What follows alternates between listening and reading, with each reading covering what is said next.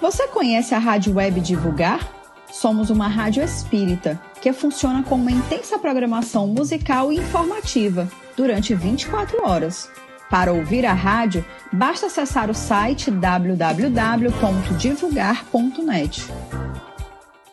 Ditosos, ditos e ditados para o Evangelho no Lar. Se encontra à disposição nas principais plataformas de venda. E um bom Evangelho no Lar para todos.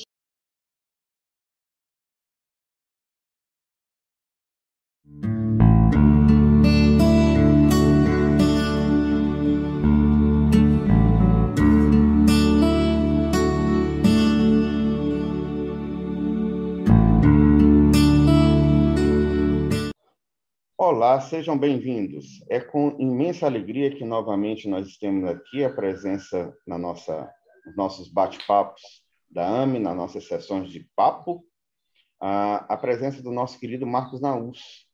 E hoje nós vamos comentar a respeito de um texto extraordinário de um autor irlandês, que a gente vai já conhecer um pouquinho a respeito dele, e creio que será um bate-papo dos mais agradáveis com todos vocês. E como é de praxe, todas as atividades ou reuniões espíritas precisam começar com uma breve oração inicial. E então convido a todos para que possamos fechar os nossos olhos, apenas para facilitar o nosso intercâmbio com o plano espiritual, e agradecer a Deus, Pai Maior, por estarmos juntos uma vez mais nos dois planos da vida, entre encarnados e desencarnados, tendo a sublime oportunidade de tentar, de uma forma lúdica, utilizar textos da literatura para que nós possamos entender o Evangelho do Cristo Jesus através dos ensinamentos da doutrina dos Espíritos. Pedimos a permissão aos mentores da AME, aos mentores de todos nós que estamos aqui reunidos agora e que vão nos secundar durante todas as nossas atividades para que possamos expressar da forma mais elucidativa e pedagógica os ensinamentos do Evangelho do Cristo Jesus. Abençoe-nos, Senhor, hoje, agora e sempre, e derrame tuas bênçãos sobre todos aqueles que se encontram aqui hoje assistindo às nossas atividades entre encarnados e desencarnados, bem como as famílias que representam, tanto a material, o carnal, quanto as espirituais.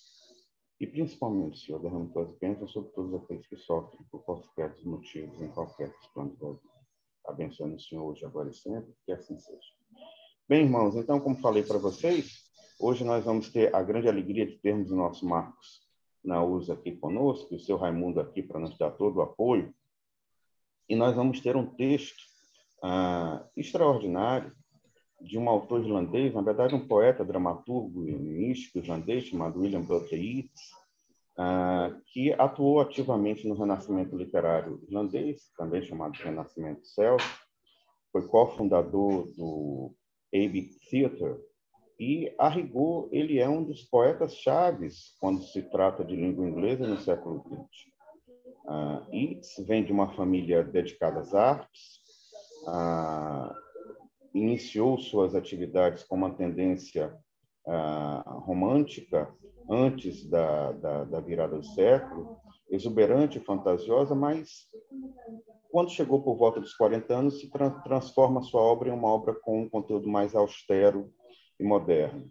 Ele foi um senador atuante, o seu maior influenciador, pelo menos no início de suas atividades, foi Percy Shelley, e chegou a ser Prêmio Nobel de Literatura em 1923. Aliás, é digno de nota o texto que foi oferecido a ele quando do recebimento do Prêmio Nobel de Literatura, insisto, de 1923, com a seguinte assertiva: abram-se aspas, sua poesia sempre inspirada, que, através de uma forma elevada de nível artístico, dá expressão a toda uma nação. Achei belíssimo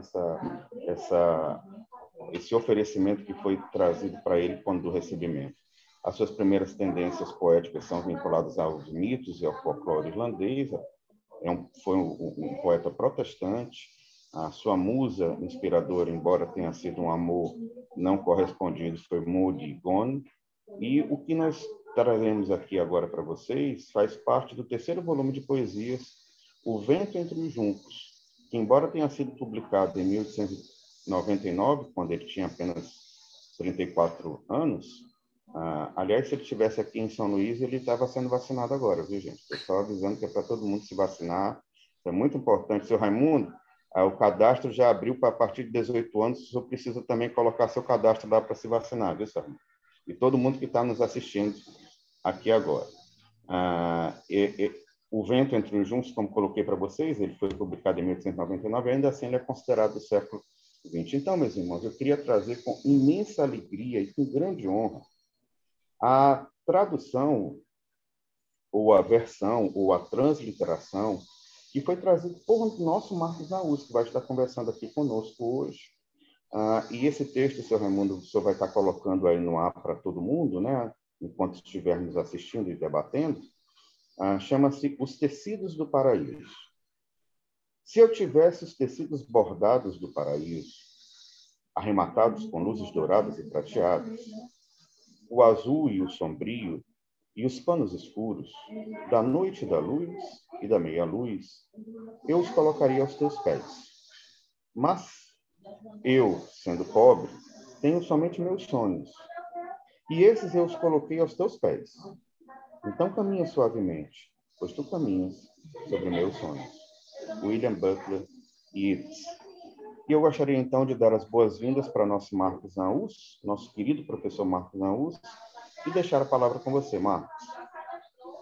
Meu irmão Amaral, é uma satisfação imensa de estar com vocês aqui mais uma vez, nessa iniciativa, que eu entendo que ainda não é para muitos, mas é assim que nós começamos, fazendo aquilo que a gente acredita que pode contribuir de alguma forma, trazer a literatura de volta, pelo menos apresentar alguma coisa nos tempos atuais, à luz da doutrina espírita, é mais um dos meios que nós temos para poder divulgar a mensagem da espiritualidade superior, que nos pede o trabalho coletivo e persistente de explicar que a nossa existência não começou aqui e não termina aqui, nos trazendo conceitos que nos oferecem a visão, o vislumbre do que seria a verdadeira vida. Então, nós estamos aqui honrando, mais uma vez, ou tentando, na medida do possível, honrar essa missão, né? Esse poema sempre me marcou há muito tempo. E é interessante esse processo de releitura à luz do Espiritismo, né?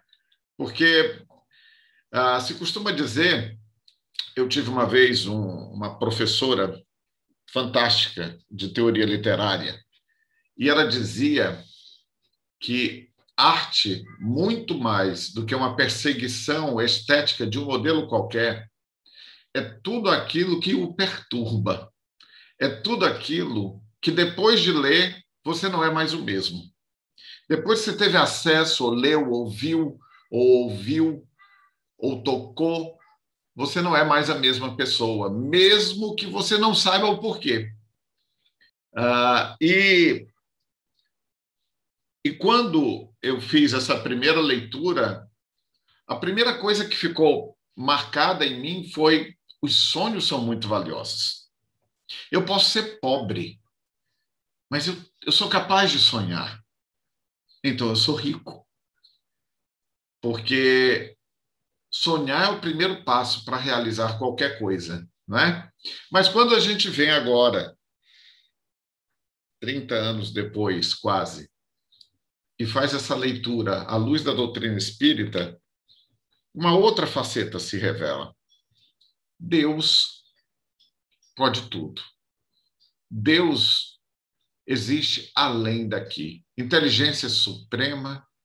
Somos incapazes de conformá-lo, de dar qualquer forma, mesmo que alguns tentem, o velhinho de barba branca, ou uma energia que contempla Isso não importa. Importa que nós estamos muito distantes de conseguir qualquer noção da magnitude da inteligência suprema que nós chamamos de Deus. Então, é normal que tudo que é muito grande para a gente, nós projetemos nas estrelas. Porque é o inalcançável, é o infinito, não é? Eu acho que se nós tivéssemos que dar alguma imagem para definir Deus, eu sempre colocaria as estrelas. Porque é lá o que a gente o insondável ainda para nós. Talvez lá a gente pudesse ter uma noção de que, para além de lá, se encontra a inteligência suprema. E esse texto, esse poema de 8 linhas aqui, com 9 linhas na versão que eu fiz, para mim ele está o tempo inteiro retratando uma pessoa que não tem posses, mas tem sonhos. E como esses sonhos são valiosos, porque ele os coloca no mesmo nível das posses materiais, numa correlação direta com o paraíso. Então, os tecidos do paraíso, os tecidos que Deus manipula, com toda a riqueza das estrelas, se ele tivesse posses materiais, ele tentaria. Ele tentaria comprar para dar a essa musa amada. Mas como ele é pobre, ele só tem os próprios sonhos. E o que são os sonhos? Por que eles são tão valiosos quando ele diz: caminha suavemente, pois tu caminhas sobre meus sonhos? Porque o sonho é a capacidade que o homem tem de projecionar cenários. É a capacidade que ele tem que o une ao ser divino da criação. A capacidade de enxergar além do tempo e se colocar em marcha para atingir. Ou seja, eu senti ali também, como uma expansão da primeira vez, que sonhar é a maior riqueza que um ser encarnado pode ter. Porque a capacidade dele de vislumbrar além de sua própria realidade para poder agir como um Deus encarnado, transformando-a. E, ao transformar a sua realidade, poder impactar na realidade dos demais.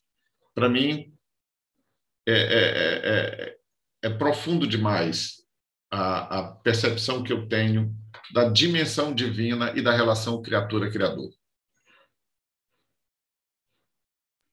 Esse texto é de uma riqueza extraordinária. Por esses dias, Marcos, eu estava com minha esposa, nós gostamos muito de ópera, eu e ela. E ela acabou por descobrir recentemente um grupo de 3 cantores italianos extremamente jovens que interpretam grandes textos da ópera com uma roupagem muito jovial. E aí eu estava comentando com ela, eu estava chegando em casa de um dia mais agitado. Na hora que eu entrei no quarto, ela estava com o som ligado, lendo, e eu dizendo para ela assim: Carla, tu não acreditas o quanto esse padrão de arte tem a capacidade de acalmar, de asserenar. Eu vejo, Marcos, seu Raimundo, querido público que está nos assistindo, que a arte é arte de boa qualidade, lógico. A arte, ela tem uma capacidade inerente de elevar os nossos padrões, todos os nossos padrões.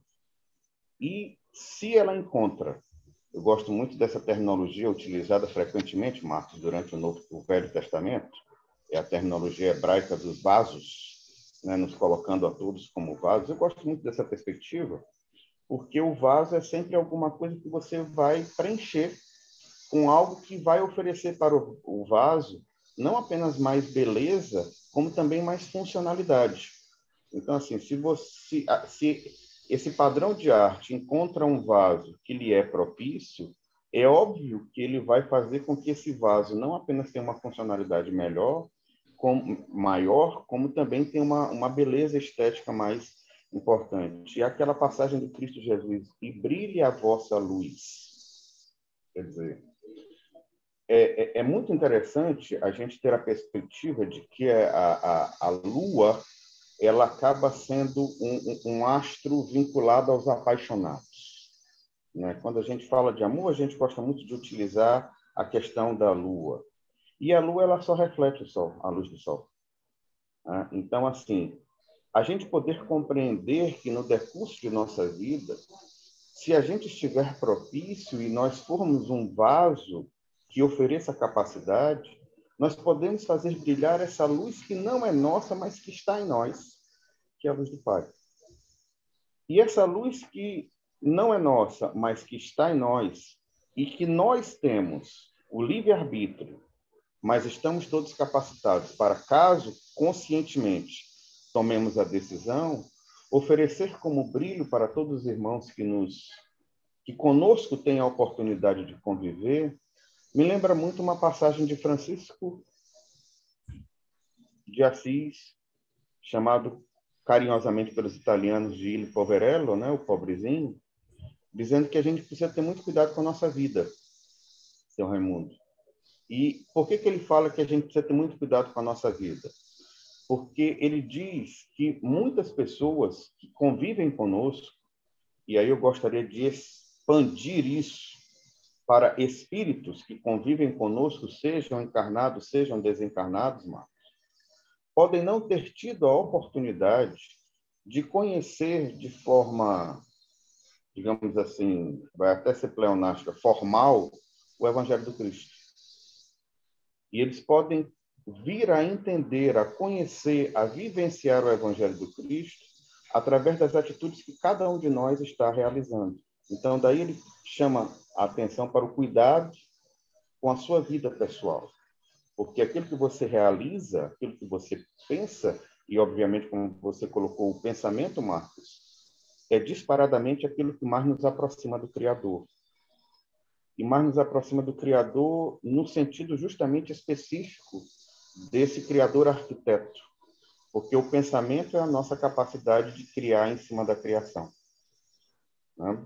Então, se para a física quântica, que a gente fala assim, a física quântica atual, meus irmãos, a física quântica é de 1890. Então, o que nós temos de atual da física quântica é um pouco de entendimento, mas ela já foi trazida para a gente há um bom tempo. Eu acho interessante quando a gente diz assim, a luz da física quântica atual, sim, isso foi de Niels Bohr, lá de 1890. Bom, a luz da física quântica se coloca que o homem, o ser humano, ele é uma consciência co-criadora.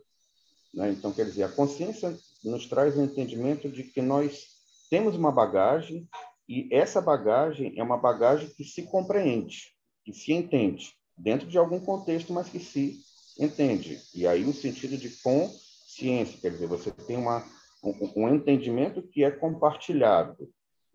E o co-criação é justamente você gerar algo a mais. E por que não gerar o que é belo? E aí, quando eu vejo Yeats trazendo esse poema para a sua eterna musa, Maud, eu fico pensando o seguinte,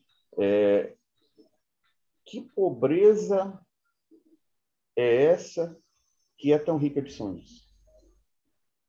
Me parece um contrassenso, e eu diria como um leitor, óbvio, eu não estou dentro da mente de Yeats, mas como leitor eu diria que ele estaria até trazendo para nós uma espécie de psicologia reversa, Marcos. Porque alguém que tem sonhos jamais será pobre. Acredito que, de fato, Amaral, foi isso que ele acabou dizendo, quando, no fundo, ele a convida. Não tenho posses, mas tenho sonhos. Vem sonhar comigo. Né? Vamos trilhar a estrada da realização desses sonhos. Eu não te convido para uma vida de certezas e riquezas, mas te convido para uma vida de aventuras, uma vida de possibilidades. E o que não é a nossa oferta reencarnatória, senão exatamente isso? É como se fosse o Cristo planetário nos convidando a cada reencarnação para uma existência de possibilidades, que nós iremos realizá-las sempre até o limite de nossas capacidades projecionais, até o limite dos nossos sonhos. Nunca conseguiremos realizar qualquer coisa além daquilo que nós tivermos primeiro projetados. Aquilo que tivermos projetado, que tivermos criado na nossa consciência. Porque esse, como você falou, meu irmão, é o processo de cocriação. Eu primeiro tenho que manifestar para que depois eu consiga colapsar essa realidade quântica, eu consiga colocar energia nessa intencionalidade. Sem intenção não adianta colocação de energia, não é não? Com absoluta certeza. Ou se você colocar energia, que você saiba que você está desperdiçando, vamos utilizar a terminologia física, você vai estar desperdiçando energia porque você não vai estar gerando trabalho útil, ou pelo menos você não vai ter desempenho. Eu gosto muito, Marcos, de dizer que sabedoria não é conhecimento. Sabedoria é conhecimento que já foi utilizado com finalidade útil. E nenhuma finalidade útil existe se não for para o bem comum. Eu queria voltar aqui ao texto, Marcos, um pouquinho, porque para nós espíritas, o sono, né, o momento do dormir é uma pequena morte.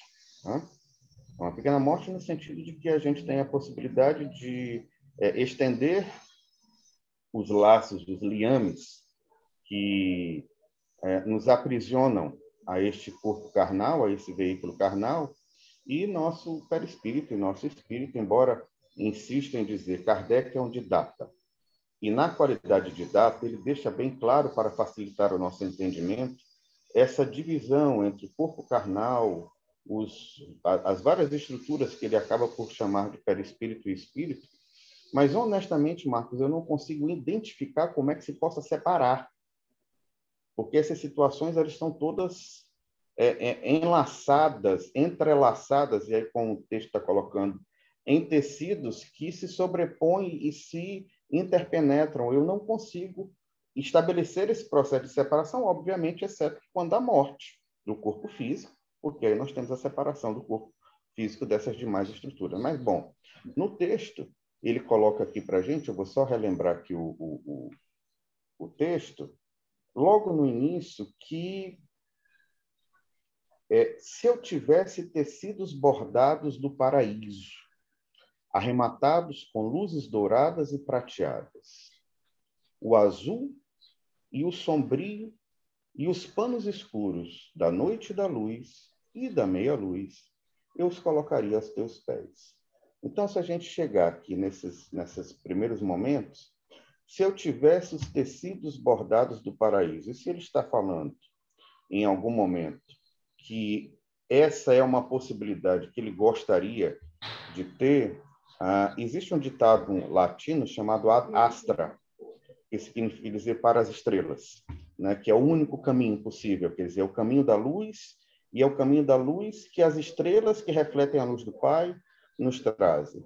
Se eu tivesse os tecidos bordados do paraíso, quer dizer, se eu já tivesse compreendido perfeitamente todo o processo gerador da necessidade de nossas reencarnações e, portanto, compreendido qual é verdadeiramente a minha função e o meu papel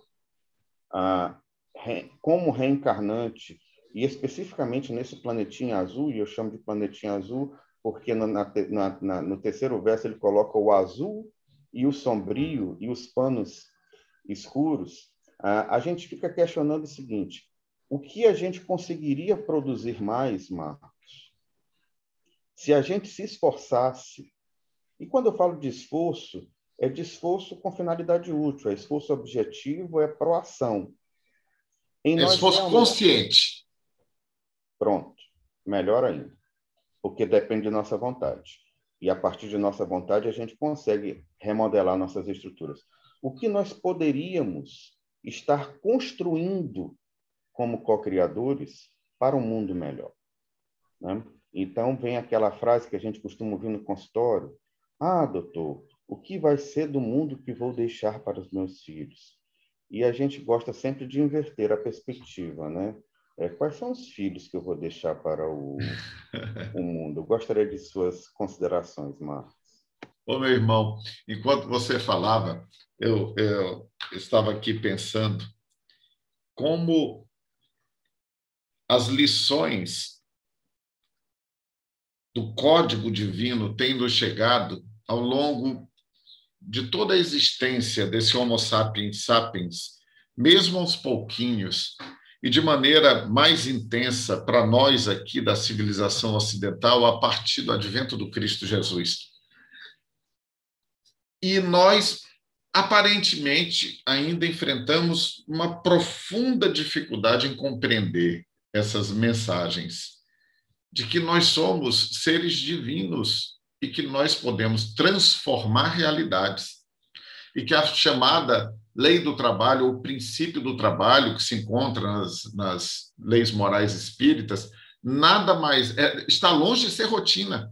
Nada mais é esta chamada lei do trabalho do que realizar as possibilidades num alinhamento com o Criador, num alinhamento fraterno, num alinhamento de aprimoramento da realidade coletiva. Todo o nosso esforço ainda aparenta ser uma grande sofreguidão de sobrevivência individual. Como se isso fosse nos garantir a eternidade. Às vezes é tanta luta, tanta busca pelo acúmulo para proteger uma segurança, e aí vamos todos, provavelmente, parar no mesmo tipo de caixão. E ele não tem gaveta, e nós não vamos levar nada. Até uma eventual joia que possa ser colocada ali corre o risco de ser roubada na mesma noite no cemitério. É até melhor não colocar joias para não ter para que o caixão não seja violado. Porque se colocar, já é tirado na mesma noite, não vai ser levado para lugar nenhum, em hipótese alguma. Então, nossa capacidade de lutar o bom combate, de trilhar um caminho ético, por essa ética que considera o caminho fraterno como objetivo de todos nós, está aí, ofertada, explicada para todos nós. Basta que, em vez de olharmos a partir da nossa perspectiva, nós consigamos fazer um breve deslocamento, inicialmente pela perspectiva do outro, e depois, quem sabe, pela perspectiva do alto, para que consigamos nos enxergar não como centro, mas como parte de uma dinâmica onde todos nós estamos causando esses choques contínuos, em vez de buscarmos alinhamentos e consonâncias. Um só que se transforme, um só que busque o próprio equilíbrio, um só que, em vez de discutir, cale, em vez de machucar, pare. Um só. Imagine, meu irmão, o impacto que não causa ao seu redor. Como aquele fluxo de energias não se transforma a partir da mudança de um só. Eu acredito que essa é a proposta espírita. Não espere do outro. A mensagem é para você. A mensagem é para quem se tornou consciente. Quem ainda não está consciente, desse não se pode exigir nada. Essa abordagem, Marcos, é extremamente interessante. É o algo de sublime e de, ao mesmo tempo, extremamente poderoso do poder do um. Não é? E aí eu gosto muito de utilizar essa história do poder do um. Primeiro que a gente relembra da física, combatimento das asas da borboleta lá no hemisfério sul, que pode ser capaz de transformar toda a vida no hemisfério norte do globo. Eu gosto muito de utilizar a perspectiva da unicidade a partir da carta de Paulo, da epístola de Paulo aos Gálatas, capítulo 2, versículo 20, quando ele diz que já não mais ele vive em si próprio, mas é o próprio Cristo, e ele deixa bem claro, ele não coloca Jesus, ele coloca o próprio Cristo, isto é, a ideia, o evangelho, a mensagem, o entendimento do Cristo Jesus que nele vive. E eu contemplo isso como na física o processo de unicidade. É você se unir à mensagem do Pai, E aí, quando a gente fala da mensagem do Pai, para que não fique nenhum tipo de mal entendido, é a mensagem de Deus. Porque quando a gente fala do Evangelho, é Jesus como um transmissor da mensagem de Deus, um emissário divino, aquele que dá palavra, que dá voz, que dá verbo à mensagem do Pai. Então, eu sempre trabalho essa questão sob forma íntima e, quando possível, a gente transmite para aqueles que nos acompanham, que todo o processo, ele não é que ele comece e termine. Eu não gosto dessa terminologia de princípio e fim. Essa história de princípio e fim é muito mais vinculada à necessidade humana de partir para novas atividades, mas eu não creio que haja fim para nada. Eu creio que haja fim apenas no sentido não de completude, mas no sentido de finalidade. As coisas não acabam, os relacionamentos não se encerram, apenas eles deixam de ter a necessidade de se manter porque já passam a ter apresentado a finalidade atingida daquilo para o qual se propunham.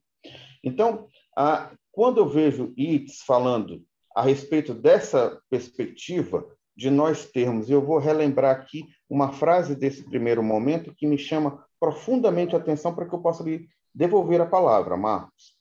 Ele coloca da seguinte forma: da noite e da luz e da meia-luz. Da noite e da luz e da meia-luz. E aí eu ficaria fazendo a seguinte interpretação: a noite do nosso mau entendimento, da nossa má compreensão, do nosso desconhecimento de nossa função, ou daquilo para o que nós estamos, enquanto missionários, neste planeta. E da luz... Assim, continue, meu irmão. E da luz que representa o aprendizado, e a partir do momento que a luz, ou seja, a partir do momento que o aprendizado surge, você não tem como devolver aquela mente para a situação anterior. Esse processo é um processo que é absolutamente inquestionável. Você não tem como, uma vez a sua mente tendo sido estressada por um novo conhecimento, estressada no sentido de distendida, né, por um novo conhecimento, ela não tem mais a menor capacidade, porque ela é essencialmente consciencial, de voltar a ser o que era antes. Você não pode aprender a palavra do Cristo e você desaprender depois, porque isso é uma situação que não é possível sob o ponto de vista da neurologia. E aí ele coloca no final desse verso o que nos traz a essa perspectiva de transição, né? Que agora a gente fala mundos em transição, processo de transição, ele coloca da meia-luz. Eu gostaria de trazer para você a seguinte perspectiva para que você pudesse trazer para nossos ouvintes, Marcos. Essa meia-luz não estaria muito mais representando a nossa inércia, porque a luz ela está presente, como você deixou em um comentário anterior seu. A mensagem ela está no universo, e ela está em períodos de tempos anteriores à nossa perspectiva de existência. E ela está aí o tempo inteiro, a gente precisa decodificar, a gente precisa fazer uso. Então, assim, até quando o homem, enquanto ser consciencial, já conhecedor da mensagem do Cristo, nenhum de nós aqui é espírito recente nesse planetinho azul, e nenhum de nós pode dizer, entre encarnados e desencarnados, que não teve a oportunidade de conhecer a mensagem do Cristo Jesus. Até quando nós seremos meia-luz? Enquanto desejo consciente. Por favor, Marcos. Meu irmão, a gente costuma dizer que, para o preparado, indícios são suficientes para uma percepção completa. O mesmo vale para o inverso. Se eu não estou preparado, a situação pode estar na minha frente e eu não sou capaz de percebê-la. Nós vemos isso até com as questões dos nós mesmos e nossos irmãos espíritos que, diante de suas fixações após o desencarne, não conseguem ver os entes queridos que estão ali tentando resgatá-los. Simplesmente estão fora de qualquer sintonia. A meia-luz que você falou já tinha me causado essa percepção, que entre a escuridão e a luz existe a meia-luz na qual nós nos encontramos. Uma meia-luz que para alguns seria mais que suficiente, e para outros passaria ainda despercebida. Acredito que, como você falou da nossa inércia, E é mesmo uma inércia. É um ciclar no mesmo ponto, uma repetição existencial, onde nós menosprezamos a energia divina da qual fomos feitos, onde nós nos habituamos num processo narcotizante da existência.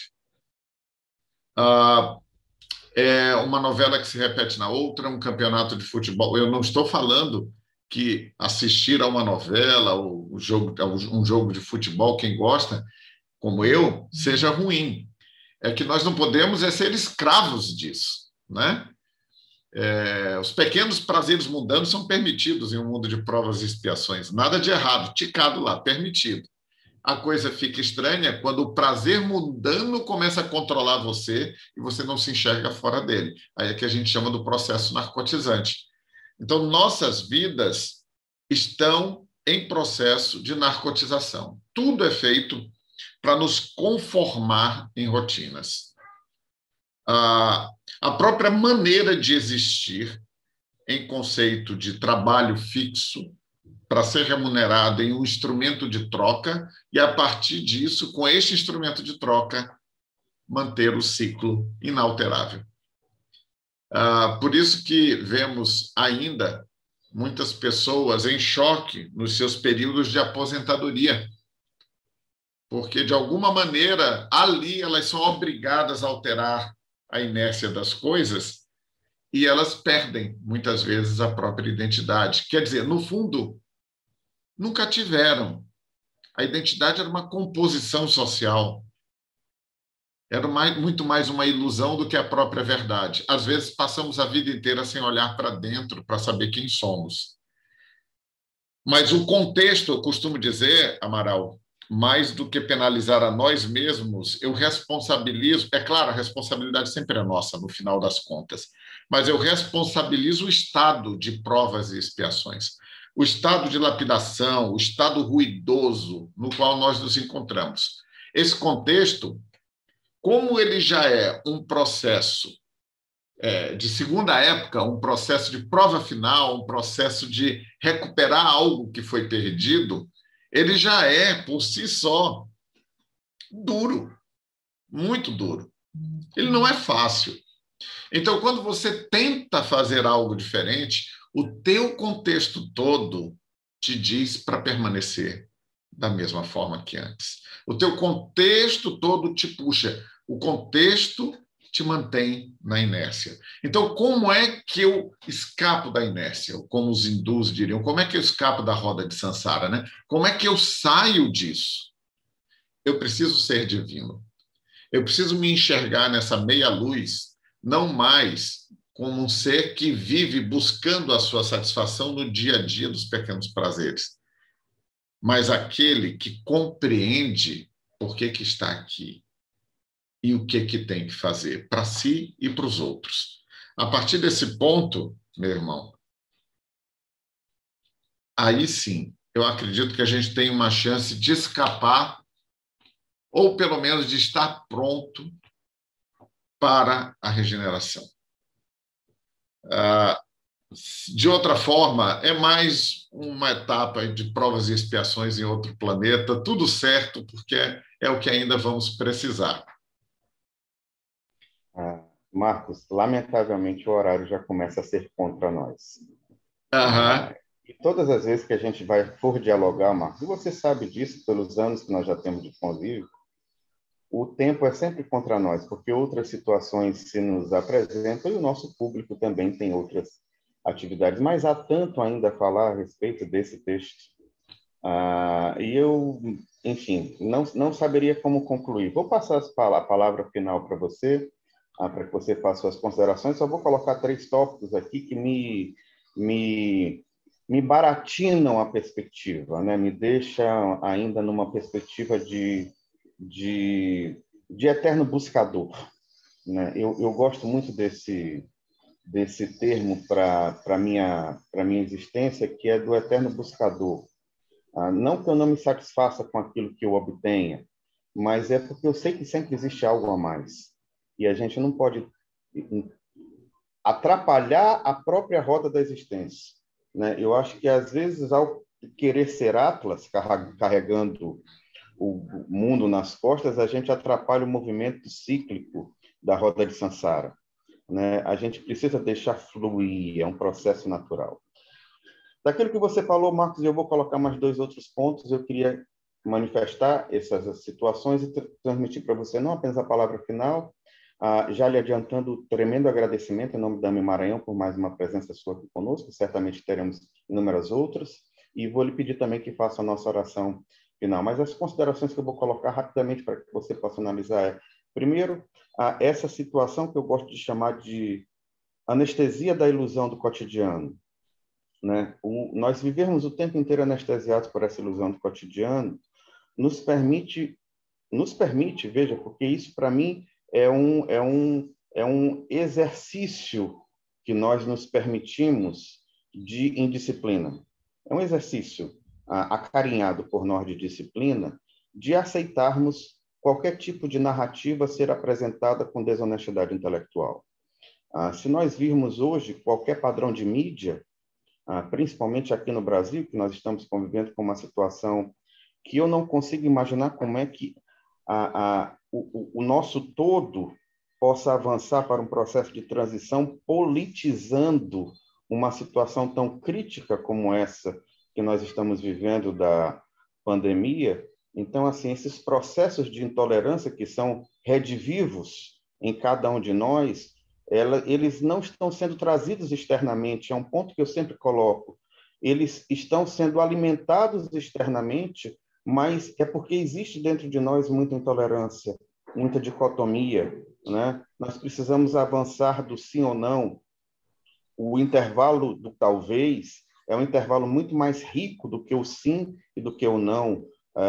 O intervalo do meio é sempre muito mais rico do que a direita e da esquerda, e é preciso que a gente não se permita cair nessas armadilhas que nos são preparadas por esses irmãos que ainda não acompanham ou ainda não são entendedores o suficiente da mensagem evangélica do Cristo Jesus, para que a gente não possa declinar em nosso processo, porque é um processo de atrapalho, de cessação de movimento para diante, que, inclusive, consome muito de nossa energia, porque a gente, inclusive, adoece.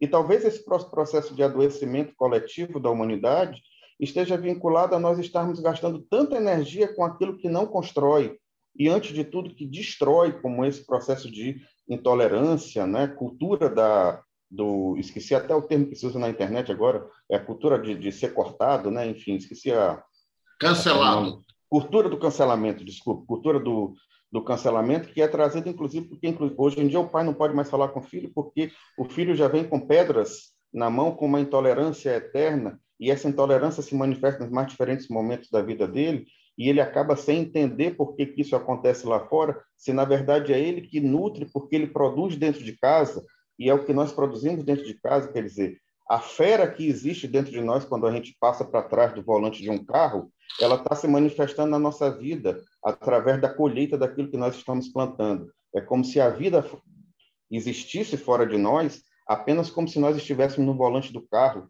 gritando e lutando e considerando todos os demais motoristas como adversários, enfim. A segunda situação é no processo de envelhecimento de Yeats. Ele traz para a gente um poema chamado The Circus Animals Desertion. Desculpem vocês pelo erro de pronúncia, Marcos é professor de inglês.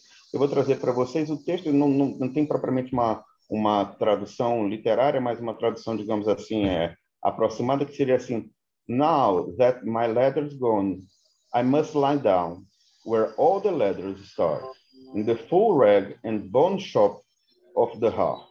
Que seria alguma coisa como se, agora que minha ascensão terminou, devo repousar onde todas as ascensões começam, nos trapos imundos e no ossuário do coração. Quer dizer, a gente deixar para trás, no momento que a gente já está avançando, progredindo sobre a questão de idade, entendendo que o processo do corpo físico ele vai se desgastando e se aproxima de sua terminalidade, a gente verdadeiramente entender o que se busca. E o que se busca não é algo de tão extraordinário, de tão esteticamente elaborado, ou daquilo que nos é vendido, mas da nossa própria essência, quando ele coloca o ossuário do coração, quer dizer, the bone shop of the heart, quer dizer, como se o nosso coração fosse feito de ossos, e, na verdade, a gente precisa entender que esse coração é amor. E eu queria concluir, Marcos, com o terceiro momento, que é na sua tradução, a frase final, que é extraordinária para mim, que você dividiu em duas linhas. Então, caminha suavemente, pois tu caminhas sobre meus sonhos. Meus irmãos, caminhem suavemente na vida, porque vocês caminham nos sonhos de todos aqueles que vos precederam. Vocês são frutos do amor de tantos irmãos que já estiveram aqui entre nós. Nós não somos construção individual. Nós fazemos parte dos sonhos de nossos antepassados. E nós somos a própria bênção da existência, de tudo aquilo que eles sonharam e projetaram para um mundo melhor, deixando filhos melhores. Marcos, muito obrigado. Que a paz de Cristo esteja sempre com você, meu irmão. Seu Raimundo, muito obrigado. Marcos, suas considerações finais, por favor, e sua conclusão. Irmão Amaral, é sempre uma felicidade muito grande estarmos juntos aqui hoje, seu Raimundo nos auxiliando, nós somos profundamente agradecidos também.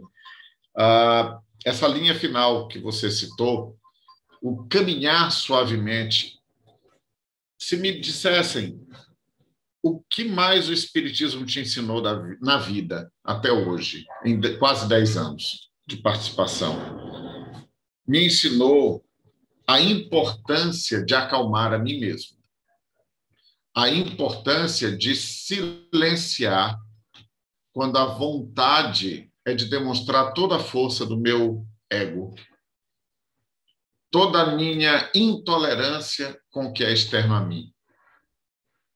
E nesse processo de acalmar, por mais dolorido que ele seja no início, com o tempo nós vamos percebendo que é muito melhor silenciar a mente e ouvir os batimentos do próprio coração. Porque a maior parte das nossas disputas ocorre por coisas pequenas e repetitivas. E aí nós percebemos que estamos simplesmente fazendo hoje uma repetição de ontem. É no café da manhã onde nos irritamos pelas mesmas coisas. É no trânsito, quando reclamamos do mesmo engarrafamento. É no ambiente de trabalho, quando lamentamos a postura dos nossos superiores da mesma forma. Afinal de contas, se tudo incomoda tanto, qual é o meu papel nesse processo além de reclamar?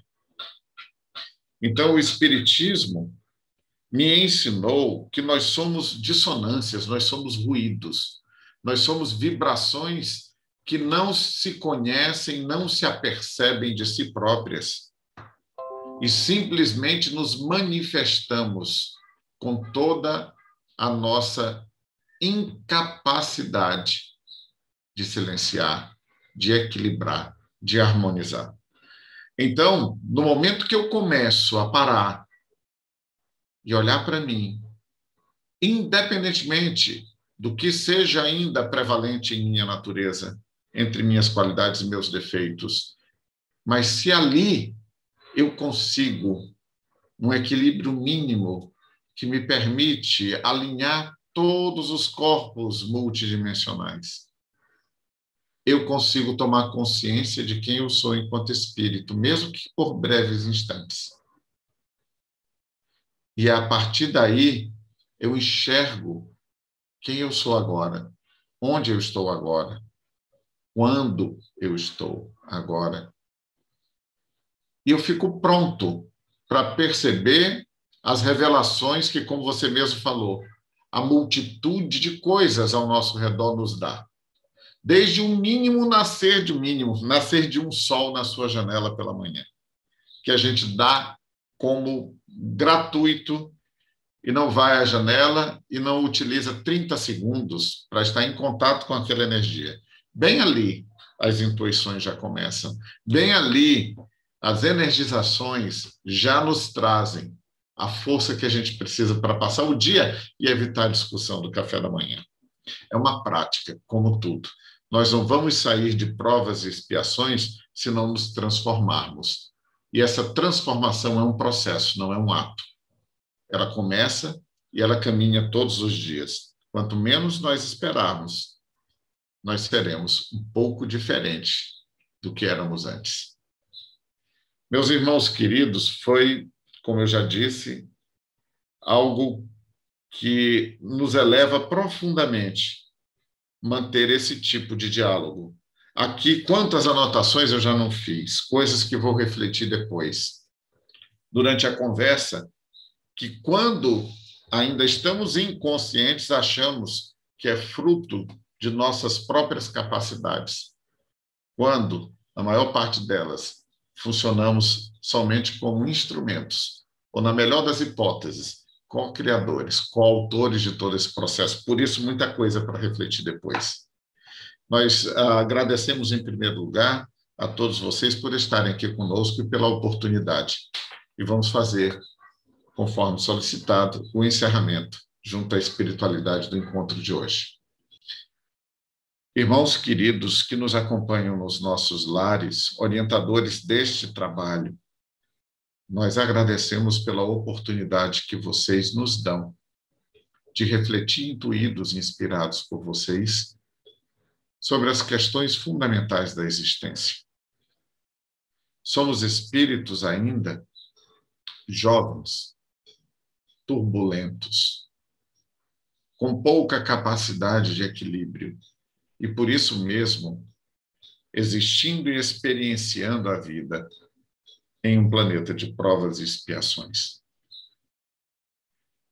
Que aqui nós possamos ter um pouco de luz sobre os cantos escuros da nossa consciência e consigamos enxergar o que lá se encontra, para no processo de autoconhecimento transformar a nós mesmos um passo de cada vez para aquilo que assim a nossa natureza pedir e para o destino de todos nós, que é a união desses irmãos em torno e junto ao Pai. Que este trabalho possa dar bons frutos e se realizar com a frequência imaginada, atingindo cada vez mais pessoas em busca de sua própria iluminação. Com a autorização da espiritualidade, nós encerramos o encontro de hoje. Muito obrigado, que a paz do Cristo esteja ao nosso alcance sempre, que assim seja.